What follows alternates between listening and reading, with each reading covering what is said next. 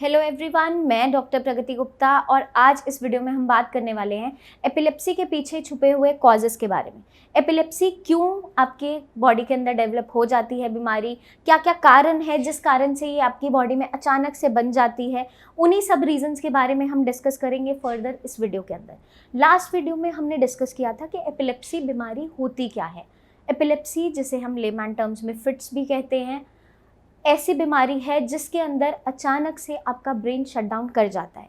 आपके ब्रेन के अंदर बहुत सारे केमिकल रिएक्शंस चल रहे होते हैं, बहुत सारे इलेक्ट्रिक सिग्नल्स फ्लो कर रहे होते हैं किसी भी इंफॉर्मेशन को प्रोसेस करने के लिए। अगर एक न्यूरॉन से दूसरे न्यूरॉन तक अगर कोई भी सिग्नल जा रहा है, उस बीच उस पाथवे में कोई भी डिस्टर्बेंस कॉज होती है, either due to high electric impulse, either due to change in the voltage of the signals, जिसकी वजह से पेशेंट की बॉडी में बहुत से सिम्टम्स देखने को मिलते हैं। कभी कभार पेशेंट की बॉडी में अचानक से हाथों पैरों में ऐंठन आनी शुरू हो जाती है, पेशेंट अनकॉन्शियस हो जाता है, बेहोश हो जाता है, या कभी कभार पेशेंट का ब्रेन एक सेकंड के लिए, कुछ सेकंड्स के लिए शट होता है और वही कंडीशन वापस आ जाती है। आज हम बात करेंगे कि फिट्स के पीछे, एपिलेप्सी के पीछे क्या क्या कारण छुपे हुए हैं। इसको हम बहुत ही सिंपल तरीके से याद रख सकते हैं। एक निमोनिक के तौर पे हम डिस्कस करेंगे इस वीडियो के अंदर, एक शॉर्ट फॉर्म के तौर पे हम इसे याद रखेंगे विटामिन्स डी के फॉर्म में। विटामिन्स डी में हर एक लेटर एपिलेप्सी के कॉजेज़ को डिनोट करता है, तो हम वन बाय वन डिस्कस करते जाएंगे इस वीडियो के अंदर बहुत ईजिली फॉर्म में, ताकि आपको याद रहें और आप समझ पाएँ कि क्यों एपिलेप्सी बॉडी के अंदर बन जाता है। फर्स्ट जो अल्फ़ाबेट है वो है V for vascular changes. Vascular changes मतलब ब्रेन की ब्लड वेसल्स के अंदर, जितनी भी आपकी ब्लड वेसल्स ब्रेन तक खून लेकर जा रही है, उसके बीच में अगर कोई भी डिसरप्शन आती है, कोई भी वहाँ पर खून का थक्का बन जाता है या नस फट जाती है, उस कंडीशन में भी आपका एक न्यूरॉन से दूसरे न्यूरॉन तक जो सिग्नल जा रहा है वो इंटरप्ट हो जाता है और आपको फिट्स आ सकते हैं। सेकेंड अल्फ़ाबेट है I denotes for infections. Any kind of infections in the brain, like meningitis है, आपकी ब्रेन की मेनिंजेस के अंदर इन्फ्लेमेशन स्टार्ट हो गया है, एंसेफेलाइटिस है, किसी भी कारण से कोई भी इन्फेक्शन अगर हमारे ब्रेन तक ट्रैवल करता है, ब्लड ब्रेन बैरियर को क्रॉस करता है, तो उस कंडीशन में भी पेशेंट को फिट्स आ सकते हैं। नेक्स्ट लेटर है टी डिनोट्स फॉर ट्रॉमा।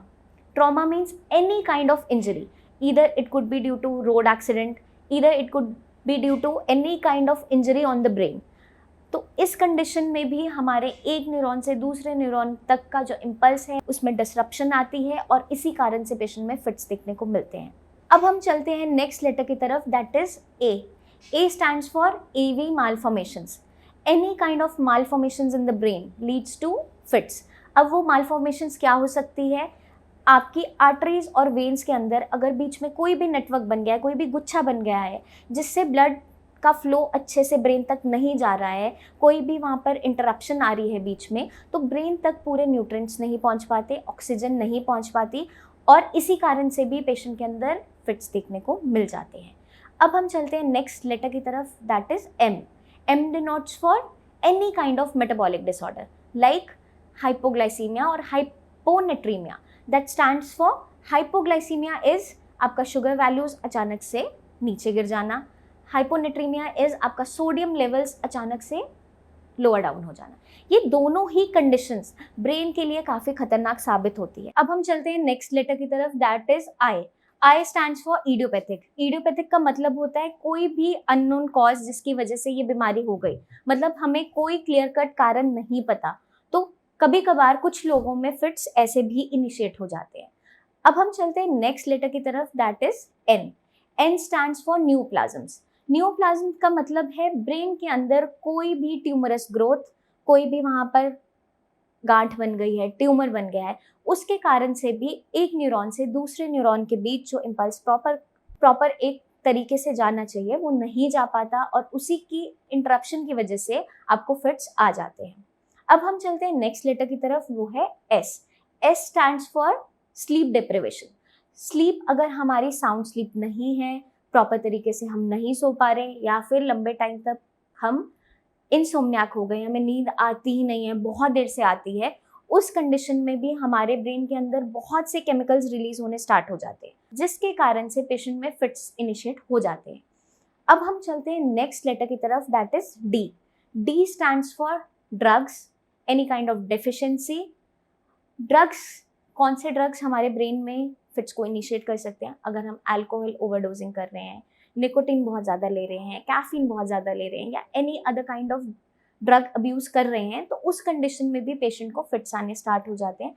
अब कुछ कंडीशंस के अंदर कुछ वाइटामिन की डिफिशियंसी भी फिट्स को इनिशिएट कर देती है, जैसे कि विटामिन B6 आपका पायरिडॉक्सिन है, वो अगर आपकी ऑप्टिमम अमाउंट में ब्लड के अंदर नहीं है, या विटामिन D की डेफिशिएंसी है, दोनों ही कंडीशंस में हमारा ब्रेन बहुत ज़्यादा सफ़र करना स्टार्ट कर जाता है, जिसके कारण से भी फिट्स इनिशिएट हो जाते हैं।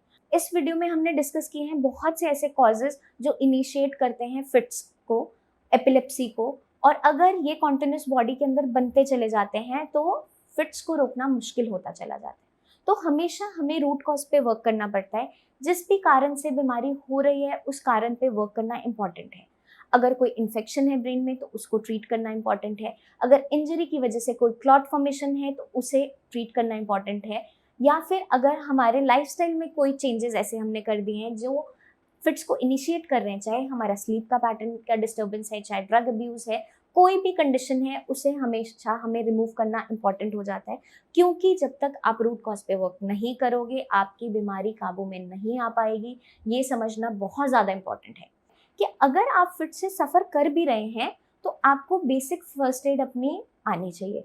उसके लिए जब भी कोई बच्चा अगर स्कूल जा रहा है उसे फिट्स आते हैं, उनके टीचर्स को, उनके प्रिंसिपल को इस मेडिकल कंडीशन के बारे में इन्फॉर्म करना बहुत इंपॉर्टेंट है। मान लीजिए आपको फिट्स आते हैं, आप कोई मेडिकेशन पे हो, वो बच्चा स्कूल जा रहा है, अब गलती से आपने वो मेडिसिन मिस कर दी या फिर अचानक से उसे फिट आ गया, तो एटलीस्ट टीचर्स वहाँ पे रेडी होंगे उसकी फर्स्ट एड को हैंडल करने के लिए। उन्हें पता है कि इसके साथ ऐसा कुछ हो सकता है, वो अवेयर रहेंगे, वो आपकी केयर कर पाएंगे। तो इस बीमारी से हमें डरना नहीं है, इससे लड़ना है, इससे बाहर आना है।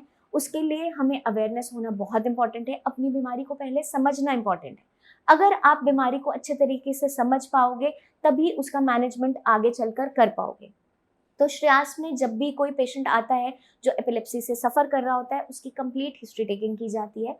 किस कारण से, कब आपको ये परेशानी हुई, जो भी लैब इन्वेस्टिगेशंस आपकी हुई है, अगर EEG हुआ है, कोई MRI CT स्कैन हुआ है, या आपकी कोई भी मेडिकेशंस लंबे टाइम तक चल रही है, उसकी पूरी हिस्ट्री टेकिंग की जाती है। देन हम लाइन ऑफ ट्रीटमेंट अपना प्लान करते हैं। आयुर्वेदिक हर्ब से हम आपका ट्रीटमेंट प्लान करते हैं, जिसके अंदर ज़्यादातर आपके ब्रेन टॉनिक्स इस्तेमाल किए जाते हैं जो आपके नर्वस सिस्टम को स्टिमुलेट करने में हेल्प करते हैं। अब जैसे हमने बात किया था कि फिट्स इनिशिएट हो ही क्यों रहे हैं, एक न्यूरॉन से दूसरे न्यूरॉन तक जो सिग्नल जा रहा है वो एक एप्रोप्रिएट अमाउंट में नहीं जा रहा है, उसका इम्पल्स स्ट्रॉन्ग हो सकता है, उसकी वोल्टेज हाई हो सकती है, जिस कारण से अचानक से हमारा ब्रेन शट हो जाता है। तो उस कंडीशन में ब्रेन को रिलैक्स करना बहुत इंपॉर्टेंट है, ब्रेन को स्टिमुलेट करना बहुत इंपॉर्टेंट है, और जितनी भी हमारे नर्वस सिस्टम है उसको स्ट्रेंथन अप करना बहुत इंपॉर्टेंट है। तो यही काम आयुर्वेदिक ट्रीटमेंट करता है। रूट कॉज पे वर्क करते हुए आपको डाइट आपका पूरा एक्सप्लेन किया जाता है कि आपको अपना लाइफस्टाइल कैसे हेल्दी रखना है, किन किन चीज़ों का ध्यान रखना है, वो पेशेंट टू पेशेंट वेरी करता है।